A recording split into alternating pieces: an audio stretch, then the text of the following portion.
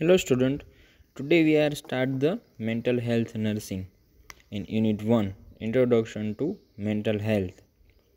Unit 1 ની અંદર introduction જોવાનું છે mental health વિશેનું. તો introduction જોઈએ. mental health અને psychiatric nursing એ psychological medicine ની એક બ્રાન્ચ છે. mental health અને psychiatric nursing છે એ psychological medicine ની એક બ્રાન્ચ છે જેમાં વ્યક્તિના mental healthનો અભ્યાસ કરવામાં આવે છે. જેની અંદર વ્યક્તિનું જે મેન્ટલ હેલ્થ છે તેનો અભ્યાસ કરવામાં આવે છે, જેમાં વ્યક્તિને મેન્ટલ ડિસઓર્ડર્સ કયા કારણોસર થાય છે, તેને અટકાવવા માટે કયા કયા પગલાઓ ભરવા જોઈએ તથા આવા ડિસઓર્ડરવાળી વ્યક્તિની સારવાર કઈ રીતે કરવી જોઈએ વગેરે બાબતોનો અભ્યાસ આ વિષયમાં કરવામાં આવે છે. ઓકે, મેન્ટલ હેલ્થની વાત કરેલી છે કે તેમાં જો મેન્ટલ ડિસઓર્ડર હોય તો કયા કારણોસર થાય છે, તેને અટકાવવા માટે કયા કયા પગલાઓ ભરવા જોઈએ તથા આવા ડિસઓર્ડરવાળી વ્યક્તિની સારવાર કઈ રીતે કરવી જોઈએ વગેરે બાબતોનો અભ્યાસ છે તે આ વિષયમાં આપણે કરવાનો છે. ઓકે, એના પછી જોઈએ તો હેલ્થની ડેફિનેશન બતાવેલી છે.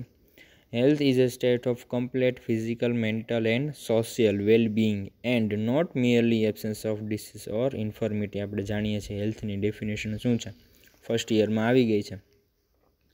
ઓકે, તો WHO દ્વારા અપાયેલ હેલ્થની ઉપરોક્ત વ્યાખ્યામાં મેન્ટલ હેલ્થને મહત્ત્વનું સ્થાન અપાય છે. હેલ્થની વ્યાખ્યા WHO દ્વારા આપેલી છે તેમાં આ વ્યાખ્યામાં મેન્ટલ હેલ્થને મહત્ત્વનું સ્થાન અપાય છે. વ્યક્તિ ફક્ત ફિઝિકલી હેલ્થી હોય તો તેને શારીરિક એટલે કે ઓલ ઓવર હેલ્થી પર્સન કહી શકાય નહીં. જ્યારે વ્યક્તિ ફિઝિકલની સાથે સાથે મેન્ટલી અને સોશિયલી પણ હેલ્થી હોય ત્યારે જ તેને હેલ્થી પર્સન કહી શકાય. ઓકે, એટલે ડેફિનેશન પ્રમાણે જો પર્સન છે જે ખાલી ફિઝિકલી હેલ્થી હોય, ઓકે, તો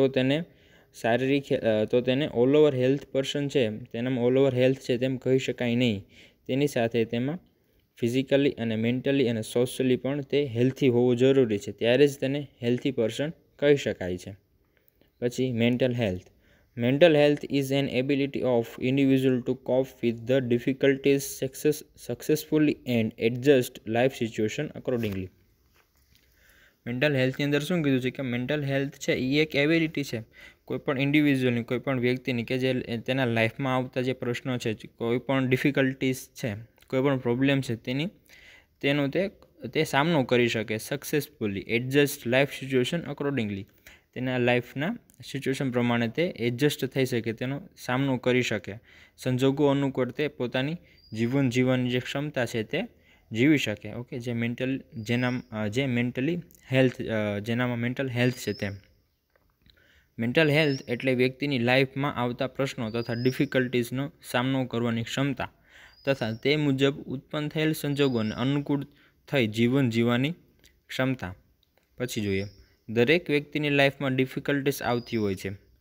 વ્યક્તિ પોતાની ઇમોશનલ મેચ્યોરિટી વડે આવી તકલીફોનો સામનો કરે છે.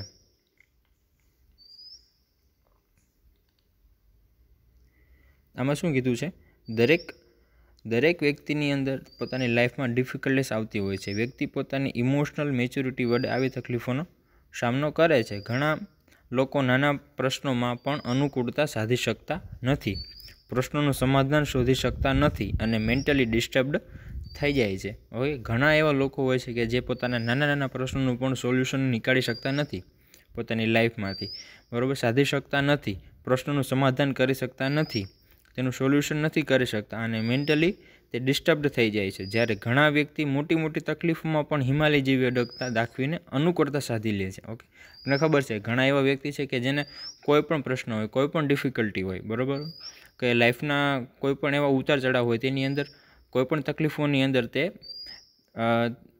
તે બીજાની જેમ છે તે મેન્ટલી ડિસ્ટર્બ નથી થઈ જતા એમ. તેની હિમાલય જેવી અડગતા દાખવીને અનુકૂળતા તેમાં સાધી લે છે, તેની અંદર તે સોલ્યુશન નીકાળી લે છે. ઉત્પન્ન થયેલ સંજોગો સામે અનુકૂળતા સાધી શકનાર વ્યક્તિ સફળતા પ્રાપ્ત કરી શકે છે. બાકીના કોઈને કોઈ પ્રકારની માનસિક બીમારીનો ભોગ બને છે. ઓકે, બાકીના કોઈને કોઈ છે એ કોઈ પણ પ્રકારની માનસિક બીમારીનો ભોગ બને છે, જે સર્વાઈવ નથી કરી શકતા તેનું કીધું છે. પછી છે psychiatric nursing. Psychiatric nursing is the promotion of health, prevention of mental illness and rehabilitation of patient with mental illness. Psychiatric nursing એટલે એનો અર્થ કીધો છે કે શું થાય. Psychiatric nursing is a promotion of હેલ્થને સાચવવી, prevention of mental illness and rehabilitation of mental illness, rehabilitation of patient with mental illness. Okay, જે પેશન્ટ છે જેનામાં મેન્ટલ ઇલનેસ છે તેને પાછા રિહેબિલિટેશન કરવું, ફરીથી તેને સાજા કરવું, તો સાયકેટ્રિક નર્સિંગની અંદર આવે છે. પછી સાયકોલોજી. સાયકોલોજી એ પોઝિટિવ સાયન્સ છે જેના દ્વારા માણસની વર્તણૂકનો અભ્યાસ કરી શકાય છે. તેના માટે મેડિકલ ક્વોલિફિકેશનની જરૂર હોતી નથી. ઓકે, સાયકોલોજીની વાત કરેલી તે એક પોઝિટિવ સાયન્સ છે જેના દ્વારા માણસની વર્તણૂક, માણસનો વિચાર, માણસની વ્યવહાર, એની વર્તણૂક કેવી છે તેનો અભ્યાસ કરી શકાય છે. તેના માટે મેડિકલ ક્વોલિફિકેશનની જરૂર હોતી નથી. માનસિક સ્થિતિ જાણવા માટેની વાત કરેલી છે. Psycho analysis. આ ચોક્કસ પ્રકારની મેન્ટલ ઇલનેસને ટ્રીટ કરવા માટે મેથડ છે. જો કે નોન મેડિકલ પર્સન પણ સાયકો એનાલિસિસની પ્રેક્ટિસ કરી શકે છે. સાયકો એનાલિસિસની વાત કરેલી છે માણસનું માનસિક સ્થિતિ જાણવા માટેની, કે આ ચોક્કસ પ્રકારની મેન્ટલ ઇલનેસને ટ્રીટ કરવા માટેની મેથડ છે. જો કે નોન મેડિકલ પર્સન પણ આ સાયકો એનાલિસિસની પ્રેક્ટિસ કરી શકે છે. નેક્સ્ટ જોઈએ. હવે મેન્ટલી હેલ્થી પર્સનની અંદર કેવી લાક્ષણિકતાઓ હોય છે, કેરેક્ટરિસ્ટિક્સ એની શું હોય છે. તો મેન્ટલી હેલ્ધી પર્સન છે તેમાં પહેલું જોઈએ તો well adjust with himself and society. તેની અંદર એવું કીધું છે કે વ્યક્તિ પોતાની જાત સાથે અનુકૂળ થઈ શકે છે તથા આજુબાજુના વાતાવરણ સાથે એડજસ્ટ થાય છે અને સામાજિક રિસ્પોન્સિબિલિટીનું વહન કરી શકે છે. Well adjust with himself and society. પોતાની સાથે એડજસ્ટ થઈ શકે છે અને સાથે સોસાયટી સાથે તે અનુકૂળ સાધી શકે છે. આજુબાજુના વાતાવરણ સાથે એડજસ્ટ થાય છે અને સામાજિક રિસ્પોન્સિબિલિટી છે તેનું વહન કરી શકે છે. બીજું, comfortable about himself and self awareness. Mentally healthy વ્યક્તિ આંતરિક સંઘર્ષોથી મુક્ત હોય છે. તેને કોઈ સાથે સંઘર્ષ હોતો નથી. Okay, comfortable about himself and self awareness. પોતામાં એક સેલ્ફ અવેરનેસ હોય છે, બરાબર, કે વ્યક્તિ આંતરિક સંઘર્ષોથી તે મુક્ત હોય છે અને તેને કોઈ સાથે સંઘર્ષ હોતો નથી. તે બીજા બધા સાથે કમ્ફર્ટેબલ રીતે હોય છે, તેનું જીવન જીવે છે. હવે ત્રીજું, non his strength and weakness. આવી વ્યક્તિ પોતાની એબિલિટીનું ભાન હોય છે, પોતામાં કેટલી ક્ષમતા છે, પોતામાં કેટલી આવડત છે તેનું ભાન હોય છે. લિમિટેશનનો પણ ખ્યાલ હોય છે. પરિસ્થિતિની જરૂરિયાત મુજબ સેન્સેશન વ્યક્ત કરે છે.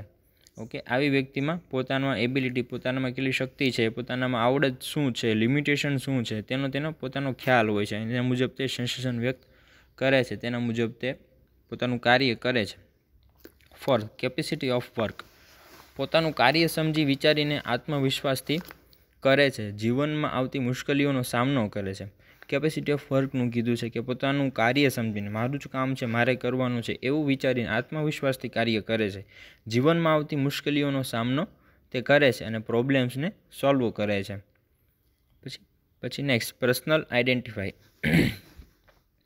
પોતાની આગવી ઓળખ ઊભી કરે છે. તે પોતાના કાર્યનું મૂલ્યાંકન કરે છે તથા પરિસ્થિતિની જરૂરિયાત મુજબ પોતાની જાતને ગોઠવી શકે છે. નાની બાબતોમાં ઉશ્કેરાઈ જતો નથી. પર્સનલ આઈડેન્ટિફાઈ પોતાની એક આગવી ઓળખ ઊભી કરે છે, એક પર્સનાલિટી ડેવલપ્ડ કરે છે. તે પોતાના કાર્યનું મૂલ્યાંકન કરી શકે છે. પોતે જે કાર્ય કરે છે તે પોતે જ તેનું મૂલ્યાંકન કરી શકે છે તથા પરિસ્થિતિને જરૂરિયાત મુજબ પોતાની જાતને તે ગોઠવી શકે છે, એડજસ્ટ થઈ શકે છે. નાની બાબતોમાં તે ઉશ્કેરાઈ જતો નથી. Set of goals. તે તરંગી સ્વપ્ન રચતો નથી. તે એવા કોઈ ખોટા વિચારો, કોઈ મોટા વિચારો કરતો નથી. તેને તેની એબિલિટી અને તેના લિમિટેશન ઉપર તેની લિમિટેશન તેને ખબર હોય છે, એટલે તે તરંગી સ્વપ્ન રચતો નથી. Feeling rights to other. બીજા સાથે ફ્રેન્ડશિપ કરી શકે છે અને ટકાવી રાખી શકે છે. Respect in others. સામેની વ્યક્તિને માન આપે છે. ઇન્ટરેસ્ટ ઇન અધર. અન્ય સાથે હળીમળી જાય છે, બધા સાથે હળીમળીને રહે છે સોસાયટીની અંદર. એબલ ટુ ટ્રસ્ટ અધર. બીજા ઉપર વિશ્વાસ મૂકે છે અને તેનામાં ગિવ્સ અને રિસીવની ભાવના હોય છે. બીજા ઉપર વિશ્વાસ રાખે છે અને ગિવ્સ અને રિસીવની ભાવના હોય છે. ઓકે, બીજાને વિશ્વાસ આપી શકે છે અને બીજાનું દુઃખ હોય, બીજાનું કંઈ પ્રોબ્લેમ્સ હોય તો તે સાંભળી શકે, તે રિસીવ, એટલે તે રિસીવ એવો શબ્દ કીધો છે કે તેની ભાવના હોય છે. ઓકે, એટલે ગિવ્સ એન્ડ રિસીવની ભાવના તેનામાં હોય છે. એબિલિટી ટુ અડોપ્ટ, પોતાના અને બીજાના જીવનમાં અનુભવો પરથી બોધપાઠ લે છે અને પોતાના જીવનમાં સુધારો લાવવાનો પ્રયત્ન કરે છે. એબિલિટી ટુ અડોપ્ટ, એનામાં એવી ક્ષમતા હોય છે કે જે તે અડોપ્ટ કરી શકે છે. કંઈ નવી કોઈ નવા વિચારો છે, કોઈ નવી જીવનમાં આવતો બોધપાઠ છે તે બીજાના જીવનો પરથી તે લે છે અને પોતાના જીવનમાં સુધારો લાવવાનો પ્રયત્ન કરે છે. પછી 12મું, behaviour that is generally acceptable to others, પોતાના સારા વર્તનનો સ્વીકાર બીજા લોકો કરી શકે છે. પોતાનું જે સારું વર્તન છે તેનો સ્વીકાર બીજા લોકો કરી શકે છે. આવી વ્યક્તિ પોતાના વર્તન પર કંટ્રોલ રાખી શકે છે. વાણી, વર્તન અને વ્યવહારમાં વિરોધાભાસની સ્થિતિ હોતી નથી અને ક્ષણે ક્ષણ તેનામાં પરિવર્તન પણ આવતું નથી. આવી વ્યક્તિમાં શું કીધું છે કે પોતાના વર્તન પર પોતાનો કંટ્રોલ હોય છે, તે રાખી શકે છે. વાણી, વર્તન અને વ્યવહારમાં વિરોધાભાસની સ્થિતિ હોતી નથી, એટલે કે તેની બોલી છે, રહેણી કહેણી છે, વિચારો છે, ઓકે, તેનું કામ છે, તેમાં વિરોધાભાસ હોતો નથી, એટલે બહુ ઝાઝો એમાં ફેર હોતો નથી, વિરોધાભાસની સ્થિતિ હોતી નથી અને ક્ષણે ક્ષણ તેનામાં પરિવર્તન પણ આવતું નથી. એમ કોઈ પણ સંજોગોમાં તે અડગ રહી શકે છે. એમ તેનામાં કોઈ પરિવર્તન આવતું નથી, તેના વિચારો કે વ્યવહારની અંદર કે કોઈ એના કામની અંદર, વર્કની અંદર. ઓકે, પરિવર્તન પણ આવતું નથી. Benefit from rest and sleep, પૂરતો આરામ અને ઊંઘ મેળવે છે. ઘણી બાબતમાં ઇન્ટરેસ્ટ ધરાવે છે અને ફિઝિકલી સારી ટેવો પાડે છે. 13મો પોઈન્ટ છે કે benefit from rest and sleep, benefit કીધા છે, ફાયદાઓ કીધા છે રેસ્ટ અને સ્લીપના. પૂરતો આરામ અને ઊંઘ મેળવે છે, ઘણી બાબતમાં ઇન્ટરેસ્ટ ધરાવે છે અને ફિઝિકલી સારી ટેવો પાડે છે.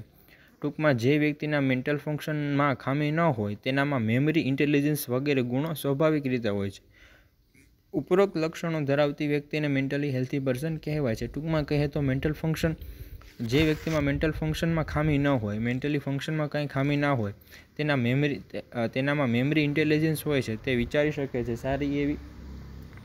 સારા એવા કામ કરી શકે છે વગેરે ગુણો સ્વાભાવિક રીતે તેનામાં હોય છે. ઉપરોક્ત લક્ષણો, આપણે જે આ 13 લક્ષણો જોયા, ઉપરોક્ત લક્ષણો ધરાવતી વ્યક્તિને મેન્ટલી હેલ્થી પર્સન કહેવાય છે. ઓકે, આ બધા લક્ષણો હતા તે મેન્ટલી હેલ્થી પર્સનના હતા. હવે જોવાનું છે મેન્ટલ ઇલનેસ. તો disorder of the mental function like thinking, emotion, learning, intelligence, memory, orientation ને પરસેપ્શન. ઓકે, મેન્ટલ ઇલનેસની હવે વાત કરવાની છે. તો મેન્ટલ ઇલનેસની અંદર શું હોય? તો ડિસઓર્ડર ઓફ મેન્ટલ ફંક્શનના કોઈ ડિસઓર્ડર હોય, લાઇક થિંકિંગ, વિચારો, ઇમોશન, વિચારો, લર્નિંગ, ઇન્ટેલિજન્સી, મેમરી, યાદશક્તિ, ઓરિએન્ટેશન, પરસેપ્શન, બીજાના વિશે શું વિચારવું, એટસેટ્રાની અંદર ડિસઓર્ડર હોય છે, ડિસફંક્શન હોય છે તેની અંદર. તો જોઈએ તો મેન્ટલ ઇલનેસ એટલે તેમાં મેન્ટલ ફંક્શન જેવા કે thinking, emotion, learning, intelligence, memory, orientation, perception વગેરેમાં ડિસઓર્ડર જોવા મળે છે. તેને મેન્ટલ ઇલનેસ કીધું છે. ઓકે, હવે એના કોઝિસ જોવાના છે, કોઝિસ ઓફ મેન્ટલ ઇલનેસ. તો એના કયા કોઝિસ છે? તો પહેલું છે હેરિડેટરી. ઓકે, હેરિડિટી હોઈ શકે છે, વારસાગત પણ મેન્ટલ ઇલનેસ છે તે જોવા મળે છે. પછી કોન્સ્ટિટ્યુશન એન્ડ ફિઝિક્સ. ઓકે, શરીરનું બંધારણ કેવું હોય છે, શારીરિક બંધારણની વાત કરેલી છે. ફિઝિકલ, શારીરિક બંધારણ તેનું કેવું હોય છે, તેના પર પણ તેની માનસિક સ્થિતિ છે તે બદલાઈ શકે છે. Physiological changes in the body at puberty, menopause and anovulation. Physiological changes જે ફિમેલની વાત કરેલી છે, જેની અંદર ફિઝિયોલોજિકલ ચેન્જીસ થાય છે આફ્ટર પ્યુબર્ટી, બોડીની અંદર, મેનોપોઝ, પ્યુબર્ટી ટુ મેનોપોઝ સુધી, અને ઇનોવ્યુલેશન તેની અંદર જે ચેન્જીસ થાય છે તેના પ્રમાણે તેના પોતાની માનસિક સ્થિતિ પણ તે બદલાતી હોય છે. એટલે મેન્ટલ ઇલનેસ પણ તે કોઝિસ તરીકે આવે છે. Cerebral and dysfunction, example degenerative changes. બરાબર, સેરેબ્રલ ડિસફંક્શન કોઈ મગજને રિલેટેડ કોઈ બીમારી હોય, માઇન્ડ રિલેટેડ કોઈ બીમારી, અથવા તો એમાં કોઈ ડિજનરેટિવ ચેન્જીસ થયેલા હોય છે, તેના લીધે પણ મેન્ટલ ઇલનેસ તે એક કોઝિસ બને છે. ટ્રોમા, સ્પેશિયલી હેડ ઇન્જરી, કોઈ એવી ટ્રોમા, કોઈ અકસ્માત થયેલો હોય, હેડ ઇન્જરી, જેનાથી હેડ ઇન્જરી હોય, સ્પેશિયલી હેડ ઇન્જરીની વાત કરેલી છે. ઇન્ફેક્શન, એક્યુટ, સબ એક્યુટ, ક્રોનિક, કોઈ પણ પ્રકારનું ઇન્ફેક્શન હોય, વધારે ઓછું, એક્યુટ ઓર સબ એક્યુટ ક્રોનિક લાંબા ટાઈમ સુધી રહેતું એવું ઇન્ફેક્શન, તે પણ એક માનસિક સ્થિતિ પર અસર કરે છે. 7મું છે biochemical changes, example metabolic, endocrine and disturbance. Biochemical changes જોવા મળે છે મેટાબોલિકમાં, એન્ડોક્રાઇન સિસ્ટમમાં, અને તેમાં ડિસ્ટર્બન્સ જોવા મળે છે. તેના લીધે પણ માનસિક સ્થિતિ છે તે લોકોની અંદર બદલાય છે. સોશિયલ એન્ડ કલ્ચરલ એન્વાયરમેન્ટ, સામાજિક અને સાંસ્કૃતિક એન્વાયરમેન્ટ પણ તેનો પણ આધાર છે. Marriage, pregnancy and child birth. Marriage વખતે, પ્રેગ્નન્સી અને ચાઇલ્ડ બર્થ વખતે પણ જે કોઈ ફિમેલ છે તેની માનસિક સ્થિતિ હોય છે તે બદલાતી હોય છે. મેરેજમાં, પ્રેગ્નન્સીમાં અને ચાઇલ્ડ બર્થ વખતે. ઓક્યુપેશન એન્ડ વર્કલોડ, બરાબર, પોતાનું કામ છે, ધંધો છે અને વર્કલોડ છે તે પણ તે કોઝિસ છે. સાયકોલોજીકલ ફેક્ટર, એક્ઝામ્પલ છે ઇન્ટરપર્સનલ રિલેશનશિપ, ફ્રેન્ડશિપ, પર્સનાલિટી એવું કીધું છે. સાયકોલોજીકલ ફેક્ટરની અંદર ઇન્ટરપર્સનલ રિલેશન, બીજા સાથેના વ્યવહારો છે, બીજા સાથે એની ફ્રેન્ડશિપ છે, બરાબર, એવા જે કંઈ રિલેશનશિપ છે બીજા લોકો સાથે, સોસાયટી, સમાજ સાથે, તેની વાત કરેલી છે સાયકોલોજીકલ ફેક્ટર. પછી આલ્કોહોલિઝમ એન્ડ ડ્રગ એડિક્શન, કોઈ એવી ખરાબ ટેવો હોવી, દારૂ કે કોઈ એવી ડ્રગ એડિક્શન હોય તેનામાં. પછી છે congenital defect, example anencephaly, cerebral palsy, microcephaly, cretinism. Okay, congenital ડિફેક્ટની વાત કરેલી છે. બાળકોની અંદર જે જન્મજાત જે ડિફેક્ટ આવે છે તેનું કીધું છે કે એનેન્કેફેલી, બરાબર, માથું મોટું હોવું, અથવા તો જે જીનેટિક ફેક્ટર હોય તેનામાં કંઈ ફેરફારો, cerebral palsy, microcephaly, cretinism. Okay, એવા જે કોઈ જન્મજાત રોગો છે તે પણ મેન્ટલ ઇલનેસ માટેનું એક કારણ છે. માલ nutrition and vitamin deficiency. Incidence, કોઈ એવો ઇન્સિડન્સ થવો, કોઈની લાઈફમાં એવો કોઈ ઇન્સિડન્સ બને છે તો પણ તે એક માનસિક સ્થિતિ છે તેને બદલાવી શકે છે. સર્જિકલ શોક છે. Age and sex, personality, severe anxiety, વધારે પ્રમાણ ચિંતા, એન્ઝાયટી હોવી, એન્ડ ઓવર સ્ટ્રેસીસ, વધારે પડતો તણાવ જીવનની અંદર, દરેક 1 by 1 ડેઝની અંદર તેનો તણાવ વધવો. એન્ડ અનનોન ફેક્ટર, અને હજી એવા ઘણા ફેક્ટર છે, અનનોન ફેક્ટર કીધા છે તે પણ જે મેન્ટલ ઇલનેસ માટે તે જવાબદાર હોય છે, તેના કોઝિસ બને છે. એટલે 21મું કીધું છે કે અનનોન ફેક્ટર, ઘણા એવા ફેક્ટર છે કે જે આપણી માનસિક સ્થિતિ છે તેના ઉપર તે અસર કરે છે. ઓકે, દરેક મેન્ટલી હેલ્ધી પર્સન છે તે ક્યારેક તો તેનામાં મેન્ટલ ઇલનેસ જોવા મળે છે, કોઈ પણ કારણોસર. તેના ઘણા બધા કારણો છે. એટલે એવું કીધું છે કે બીજા ઘણા બધા એવા અનનોન ફેક્ટર છે જે મેન્ટલ ઇલનેસ માટે કોઝિસ તરીકે આવે છે. હવે નેક્સ્ટ જોઈએ, factor leading to mental problem.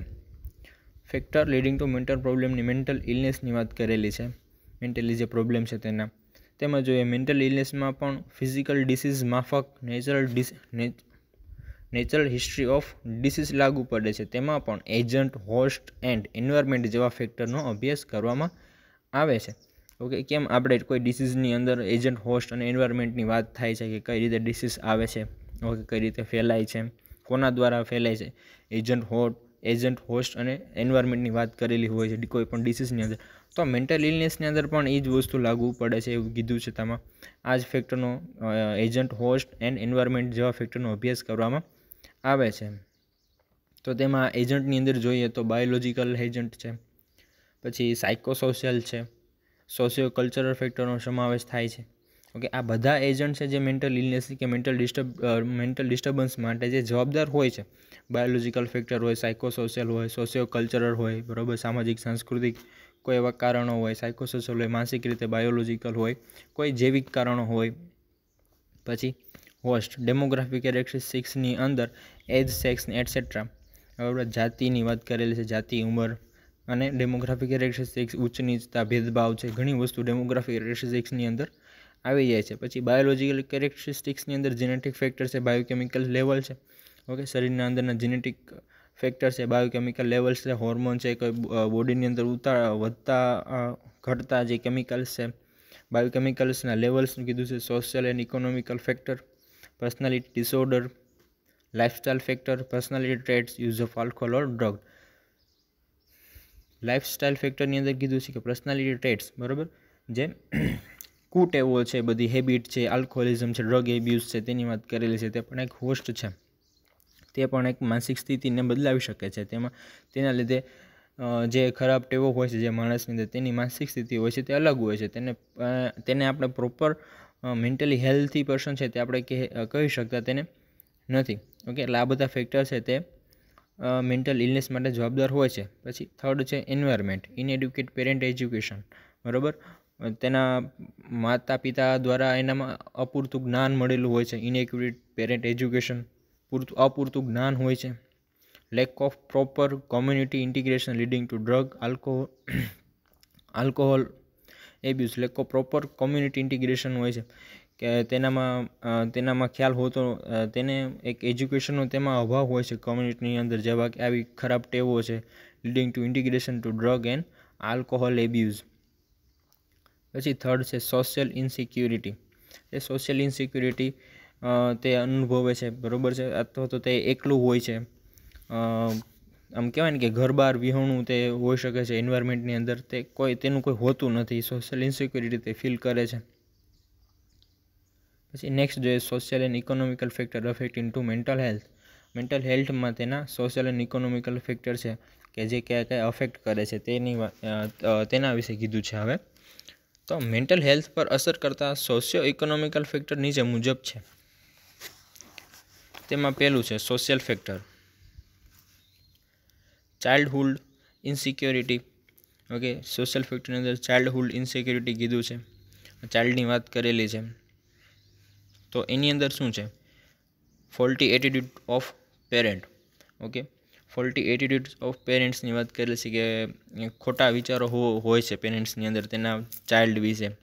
Okay, તો ખોટા ભેદભાવ હોય છે, ફોલ્ટી એટીટ્યુડ હોય છે પેરેન્ટ્સના તેના ચાઇલ્ડ ઉપર. પછી ઓવર સ્ટ્રિકનેસ, વધારે પડતી સખ્તાઈ હોય છે. એબનોર્મલ પેરેન્ટ ચાઇલ્ડ રિલેશનશિપ છે તે એબનોર્મલ હોય છે. બરાબર. ઓવર પ્રોટેક્શન, વધારે પડતી ચિંતા હોય છે. ઓકે, વધારે એના બાળક પ્રત્યે લગાવ હોય છે, ભાવ હોય છે. ઓકે, તે ઓવર પ્રોટેક્શનની અંદર આવે છે. પછી રિજેક્શન હોય છે, બાળકને કોઈપણ વસ્તુમાં કે કોઈપણ એક્ટિવિટીમાં તે વધારે પડતું રિજેક્શન હોય છે, માતા પિતાની ના હોય છે. ફેવરિટિઝમ, કે કોઈ એક બાળક વધારે ફેવરિટિઝમ કહું તો એક બાળક ઉપર વધારે પ્રેમ હોય છે, બીજા બાળક ઉપર ઓછો હોય છે. ઓકે, અથવા તો માતા પિતાની અંદર પણ એવું હોય છે કે ગર્લ્સ હોય કે બોયઝ હોય એના ઉપર તે વધારે એને પ્રેમ હોય છે. અચ્છા, તેમાં ભેદભાવ જોવા મળે છે. ફેવરિટિઝમની વાત કરેલી છે. અનહેલ્ધી કમ્પેરિઝન એટલે કોઈ બીજા બાળકો સાથે, બીજા કોઈ વ્યક્તિ સાથે તેની કમ્પેરિઝન તે કરે છે. ઓકે, કે તું તેના જેવો કેમ નથી, એમ તે 10માં આટલા માર્ક લઈ આવે છે તો તું કેમ નથી લઈ આવતો, એમ અનહેલ્ધી કમ્પેરિઝન કરે છે. નહીં કે એવું વિચારે છે કે મારા બાળકની કેટલી કેપેસિટી છે અને તે શું કરી શકે છે. ઓકે, એને અનહેલ્ધી કમ્પેરિઝન કહેવાય છે. ઇક્વલ કમ્પેરિઝન નથી હોતી એટલે તેને અનહેલ્ધી કમ્પેરિઝન એવું કીધું છે. પછી સેકન્ડ છે સોશિયલ એન્ડ રિક્રિએશનલ ડિપ્રાઇવેશન. બીજા પોઈન્ટમાં એવું કીધું છે કે સોશિયલ અને રિક્રિએશનલ ડિપ્રાઇવેશન એટલે સામાજિક અને મનોરંજક તે વંચિત હોય છે. બરાબર છે, તેને સોશિયલ સમાજમાં તેને સારો એવો સપોર્ટ નથી મળતો, તે વંચિત રહી જાય છે. ઓકે, જેમ કે કોઈ ભિખારી હોય છે કે કોઈ એવા લોકો હોય છે કે જેને સમાજ તરફથી કાંઈ લાભો મળતા નથી. ઓકે, તેને સોશિયલ રિક્રિએશનલ ડિપ્રાઇવેશન કીધું છે, સામાજિક અને મનોરંજક વંચિતતા તેવું કહેવાય છે એને. પછી સેક્સ્યુઅલ ડિફિકલ્ટીઝની અંદર ઇમ્પ્રોપર સેક્સ એજ્યુકેશન. બરાબર, સેક્સ એજ્યુકેશનનો અભાવ હોય છે, ઇમ્પ્રોપર હોય છે. અનહેલ્ધી એટીટ્યુડ ટુવર્ડ સેક્સ્યુઅલ ફંક્શનમાં અનહેલ્ધી એટીટ્યુડ હોય છે, ખોટા વિચારો હોય છે તેના વિશે. બરાબર, ખોટા તે બીજાના વિચારો હોય છે અને તેના વિશે અલગ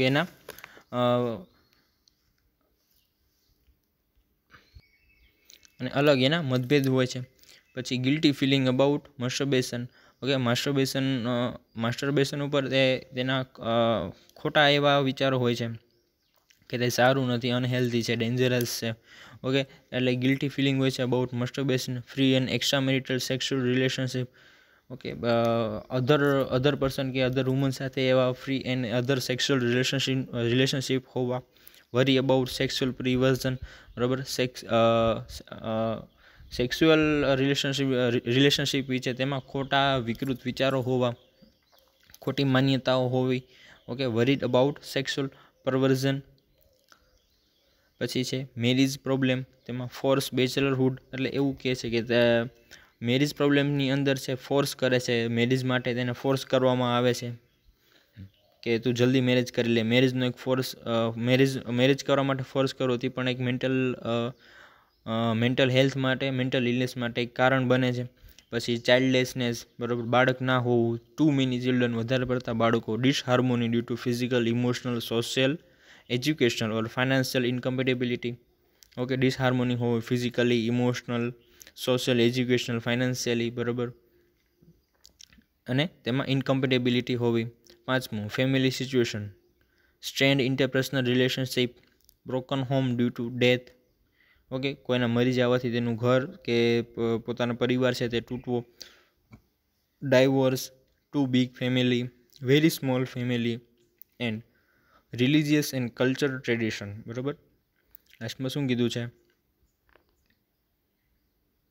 6થા પોઈન્ટમાં શું કીધું છે કે રિલિજિયસ એન્ડ કલ્ચરલ ટ્રેડિશન, ધાર્મિક અને જે સાંસ્કૃતિક જે ટ્રેડિશન છે, જે પરંપરાઓ છે, બરાબર, તે પણ એક આધાર છે. અને માઇગ્રેશન, ઓકે, એક જગ્યાએથી બીજી જગ્યાએ જવું, બરાબર, તેનું માઇગ્રેશન થવું, સિટીમાંથી ગામડામાં આવવું કે ગામડામાંથી સિટીમાં જવું, એક માઇગ્રેશનની વાત કરીએ છીએ. તે પણ એક ફેક્ટર બને છે. તો આ બધા ફેક્ટર હતા social and economical factor affecting to mental health. Mental હેલ્થને અફેક્ટ કરતા સોશિયલ અને ઇકોનોમિકલ ફેક્ટર આપણે જોયા. હવે સેકન્ડ છે ઇકોનોમિકલ ફેક્ટર. ઇકોનોમિકલ ફેક્ટર ની અંદર પેલું છે પોવર્ટી,